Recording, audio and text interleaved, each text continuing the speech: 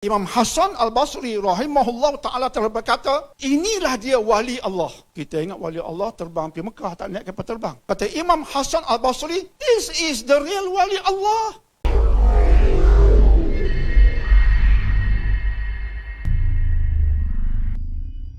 Ia mesti berbalik kepada kefahaman, knowledge. Dan kefahaman kita mesti merujuk kepada sumber-sumber otentik, sumber-sumber yang muktabar. Pastinya merujuk kepada Al-Quran dan juga As-Sunnah. Dari kefahaman itulah lahir rasa bertanggungjawab. Rasa bertanggungjawab lahirnya daripada ilmu dan kefahaman yang disuluh oleh Al-Quran dan juga As-Sunnah. Disokong pula mungkin oleh keluarga, berteraskan ibu bapa yang memberikan peringatan demi peringatan, juga disuluh oleh Al-Quran dan juga As-Sunnah, sehingga akhirnya terkesannya itu lebih mendalam dan melahirkan suatu semangat yang berkobar-kobar untuk melaksanakan tanggungjawab terhadap non-Muslim.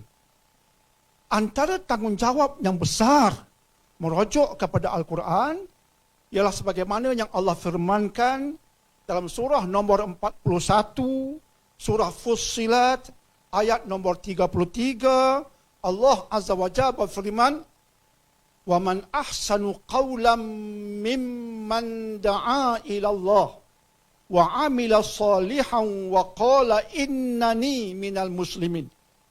Siapa yang lebih baik perkataannya daripada manusia yang mengajak orang kepada Allah? Ini nak melahirkan rasa tanggungjawab, disuluh oleh wahyu.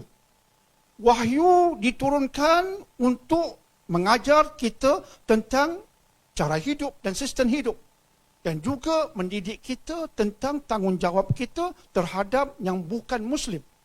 Ini antara tugas yang besar, iaitu untuk menyampaikan kebenaran sekaligus mengajak manusia bukan kepada saya, bukan kepada parti, bukan kepada kelompok, tetapi kepada pencipta segala, yakni Allah. Itu tugas besar kita. Non-Muslim mendekati kita, akhirnya kita nak memperkenalkannya kepada penciptanya dan pencipta segala, iaitu Allah. Sehingga Allah mengatakan, وَمَنْ أَحْسَنُ قَوْلًا.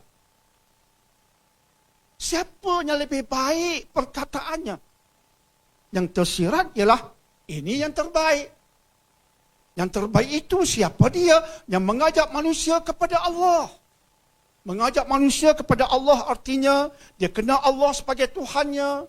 Dia hendak mengabdikan diri kepada Allah. Nak ikut syariat Allah. Nak jaga apa yang Allah suruh. Nak meninggalkan apa yang Allah larang. Itu berkait dengan Allah, Allah, Allah. Tapi ia tidak boleh berhenti di situ. Tanggungjawab yang kedua ialah وَعَمِلَ صَالِحًا. Dia sendiri di samping mengajak orang kepada Allah, dia sendiri beramal soleh. Dan yang ketiga, وَقَالَ إِنَّنِي مِنَ الْمُسْلِمِينَ. Dia berkata, I am a Muslim. Dia berbangga dengan keislaman dia. Ini antara tanggungjawabnya. Sehingga dia mengatakan, aku ini orang Islam. Bangga di sini bukan kebanggaan yang salah. Kebanggaan dalam bentuk, dia rasa, Alhamdulillah, thank you Allah, terima kasih Allah, aku orang Islam. Alhamdulillah, aku orang Islam. Tiga ini besar maknanya dalam konteks menjawab soalan Ustaz tadi. Sehingga Syekh Said Hawa dalam kitab tafsir beliau bernama Al-Asas fi Tafsir menukilkan kenyataan Imam Hasan Al-Basri berhubung ayat ini. Imam Hasan Al-Basri rahimahullah ta'ala telah berkata, inilah dia wali Allah. Kita ingat wali Allah terbang pergi Mekah, tak naik kapal terbang. Kata Imam Hasan Al-Basri, this is the real wali Allah. Inilah wali Allah. Inilah makhluk pilihan Allah. Inilah khalifah Allah. Berbagai pujian disebutkan oleh Imam Hasan Al-Basri sebagaimana dinukilkan dalam kitab Al-Asas fi Tafsir. Artinya ini manusia pilihan betul. Dan dia berkait dengan seruan kita kepada non-Muslim, terutama terhadap non-Muslim, untuk mengajak mereka kepada Allah. Dan bukan sekadar mengajak, kita sendiri beramal. Lantas bila kita mengajak dia kepada kebenaran, dia tengok perangai kita. Perangai seorang yang beramal. Dan bila kita mengatakan, I am a Muslim, dia tabik hormat. Oh, you Muslim, oh, you punya amal, you punya akhlak, cukup special. Ada orang ustaz, dia mengajak orang kepada Allah. Tapi perangai dia jauh daripada Allah. Dia mengajak orang kepada kebaikan. Tapi maaf cakap, perangainya jebot. Kita enggak mau demikian. Tiba-tiba, ustaz, ketika nak mengajak orang kepada Allah, jangan lupa, tanggungjawab yang berikutnya, menyusulinya ialah menjawab pertanyaan metodologi. The how question comes in. Bagaimana nak mengajak pada Allah? Tarik collar kah? Mari kepada Allah. Tarik rambut kah? Come to Allah. Tidak. Tidak begitu. Lagi sekali Al-Quran mendidik kita. Lagi sekali Al-Quran menyuluh kita tentang bagaimana nak ajak kepada Allah. Dengan cara membakar Bible. Dengan cara membakar Taurah, Talmud. Tapi jika disuluh oleh Al-Quran, dia bukan begitu caranya. Allah berikan jawapan. Dalam surah nombor 12, surah Yusuf, ayat 108. Allah Azza wa Jalla berfirman, Qul hadhihi sabili. Say, O Muhammad, this is my way. Allah ajar Nabi SAW untuk beritahu pada umat tentang his way. Sabili. Qul hadhihi sabili. Yusuf 108. Katakan Muhammad, ini jalanku. Waduh, ini benda besar. Tanggungjawab ini besar. Jalan Nabi. Kita nak ikut Nabi. Tapi, apa itu jalan Nabi? Maka ini jalanku. Beritahu mereka. Apa dia? Ada'u ilallah ala basirah. Jalanku ialah aku mengajak manusia kepada Allah. Ayat awal tadi pun mengajak manusia kepada Allah. Tapi sekarang ada tambahan.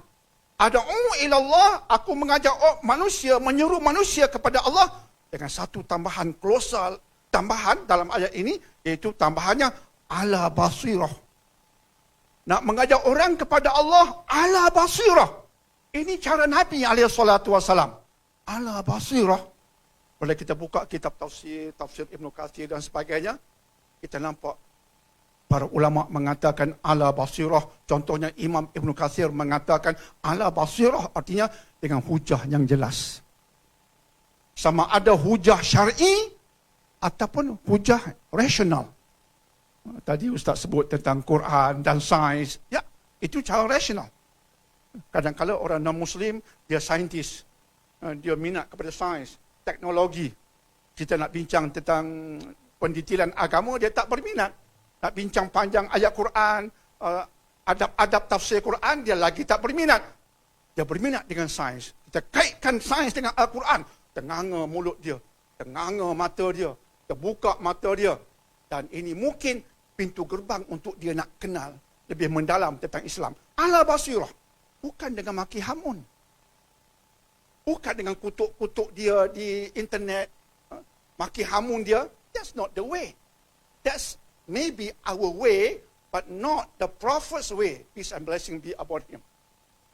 Nak berdakwah cara kita ke cara Nabi? Cara Nabi. Nah, jika cara Nabi, rujuk surah Yusuf, ayat 108, Ad'u ilallah ala basirah.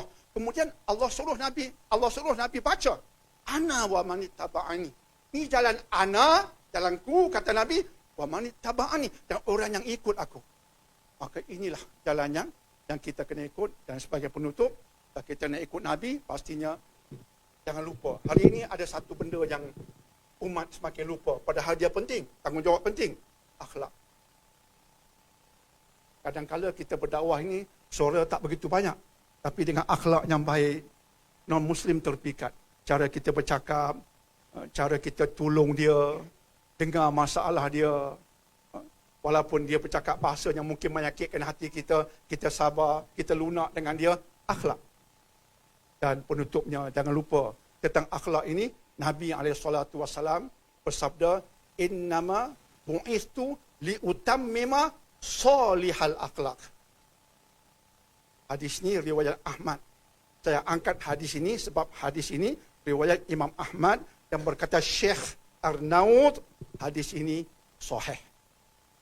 Sebab dia sahih saya angkat. Aku diutuskan untuk salihal akhlak. Aku diutuskan untuk menyempurnakan akhlak mulia. Berdakwah tanpa akhlak, kerosakan lebih banyak daripada kebaikan. Ini antara tanggungjawab. InsyaAllah. Terima kasih Ustaz.